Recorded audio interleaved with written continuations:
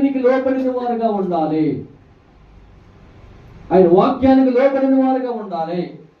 ఆయన సన్నిధిలో విధేయత కలిగిన వారుగా ఉండాలి. ఆయన సన్నిధిలో క్రమము కలిగిన వారుగా ఉండాలి. ఆయన ప్రార్థించిన వారుగా ఉండాలి. ఆయనకు సమయం ఇచ్చిన వారుగా ఉండాలి. ఆయన సన్నిధిలో కన్నీరు కార్చిన వారుగా ఉండాలి. దేవునికి స్తోత్రం. హల్లెలూయా, హల్లెలూయా.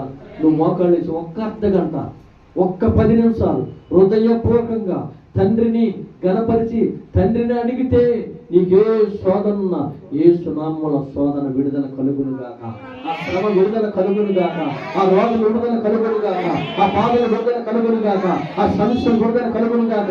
యేసు నామములో ఈ కుటుంబంతో యేసు నామములు దీవించబడుదురు గాక. నీ పిల్లలు దీవించబడుదురు గాక. నీ వ్యాపారం దీవించబడును గాక. నీ పిల్లలు దీవించబడుదురు గాక. దేవునికి స్తోత్రం. నువ్వు దేవుడిని అడుగుతుంటే ఎంత ధైర్యంగా ఉంటావో తెలుసా? ఎందుకో తెలుసా? ఒక అధికారిని అడిగాను.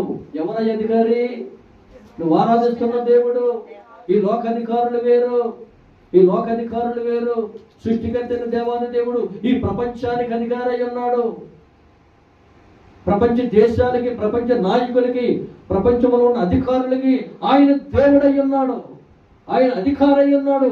ఆయన నువ్వు అడిగినట్లయితే, ఆయన ఎదుట నువ్వు శిరస్సు వచ్చినట్లయితే, ఆయన ఎదుట నువ్వు మోకాళ్ళు వేసినట్లయితే, మొరపెట్టినట్లయితే, ప్రార్థన అనంతరము దేవుడు ఆ కార్యమును